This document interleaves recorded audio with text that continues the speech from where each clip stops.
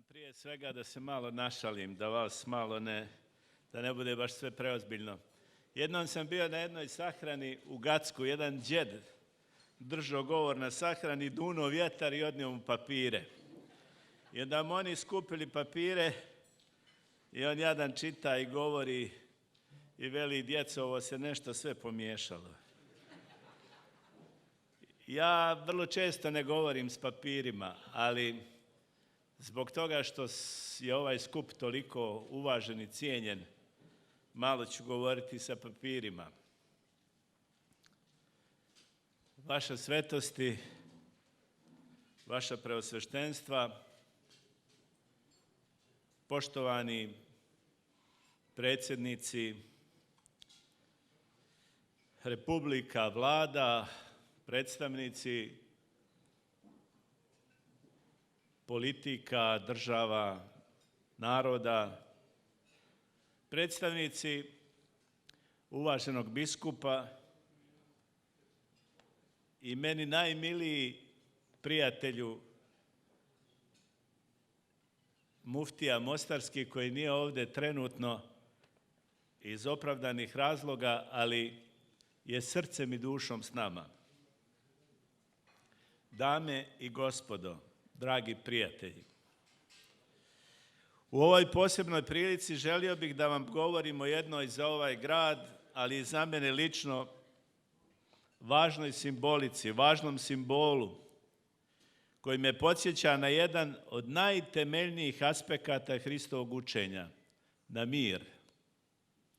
Taj simbol je rijeka. Vjerujem da se pitate šta to rijeka ima zajedničko s mirom. U čemu je njena simbolika? Kao što svi znate, rijeka uvijek teče između dvije obale i uzrok je njihove razdvojenosti i suprotstavljenosti.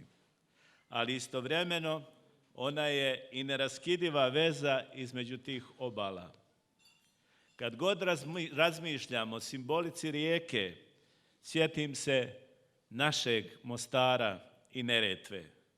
Sjetim se čudesno lijepog mosta koji povezuje dvije obale, jer da bismo povezali dvije obale potrebno je da napravimo most, da izgradimo brod. Inače će obale ostati zauvijek razdvojene.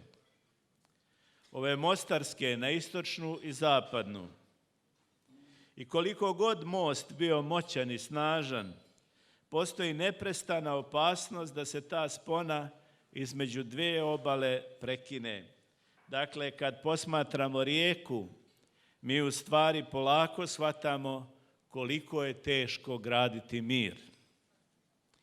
Ovaj simbol će uvijek biti simbol Mostara. Prije svega mislim na crkvu i hram koji je bio izgrađen kao neka lađa i koji se gradi kao lađa da povezuje desnu i lijevu obalu. I kao što s lađom u turbulentnim vremenima biva, i Mostar je bio potapan i uništavan. Kada sam 90. godina prošlog vijeka prvi put došao do potpuno razrušene temelje ove crkve, zajedno sa našim tadašnjim patrijarhom Pavlom i vladikom Atanasijem, za koje se može sa sigurnošću reći da su blažene uspomene, osjećao sam apsolutnu nemoć da bilo šta promijenim.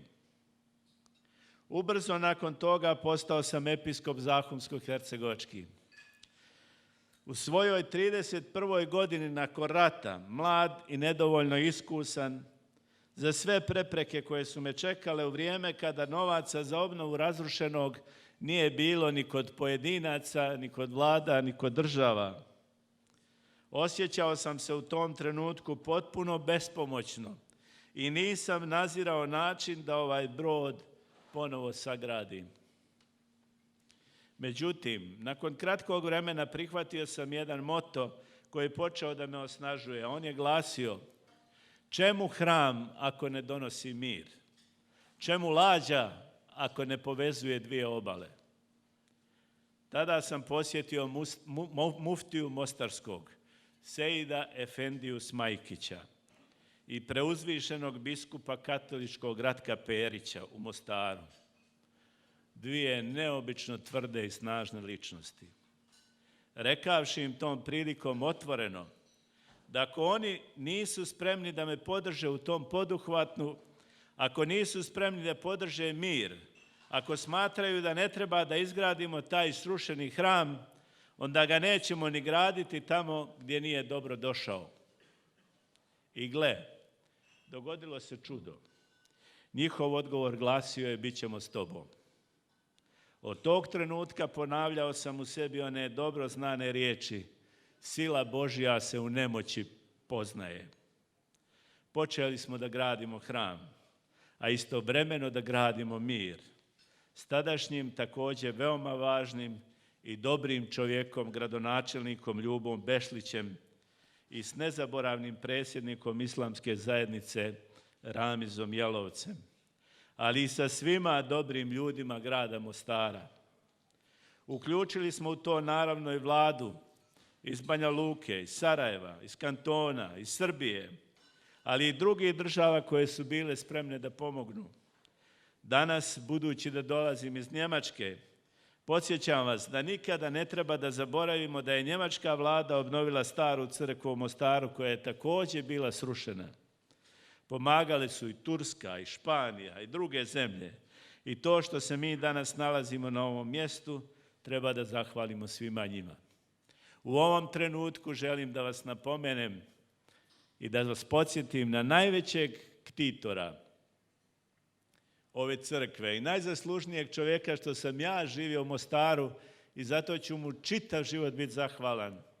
Jednom neizrecivo važnom Mostarcu koji se zvao Boris Peško. Njegova supruga Gordana je danas sa nama. Ja vas molim, svega duše,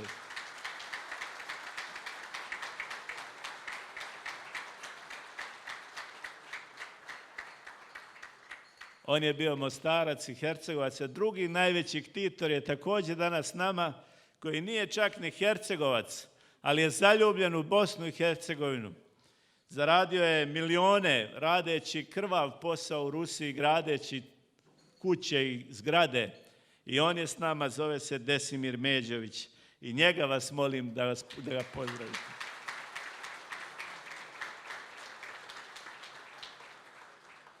Oni dobronamjerni će reći nedobronamjerni. Oni su uvijek na prvom mjestu. Oni će reći hram je izgrađen, ali gdje vam je mir? Na to im odgovaram. Hram je izgrađen upravo zato da bi služio miru. A služiti miru znači neprestano se boriti za mir. Danas se usuđujem poručiti dragom episkopu i bratu Dimitriju da nikad, ama baš nikad, ne zaboravi one riječi da hram nije Božji hram ukoliko osnovna propoved u njemu nije zasnovana na onoj važnoj evanđelskoj rečenici: slava na visini Bogu, a na zemlji mir, među ljudima dobra volja. Jer naša prva molitva na liturgiji nakon riječi blagosloveno carstvo glasi: u miru Gospodu se molimo i za mir svega svijeta.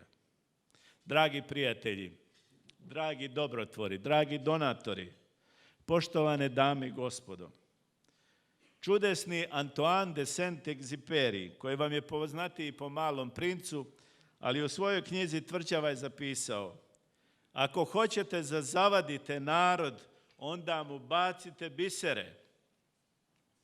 A ako hoćete da pomirite narod, onda mu dajte da gradi hram i da gradi grad.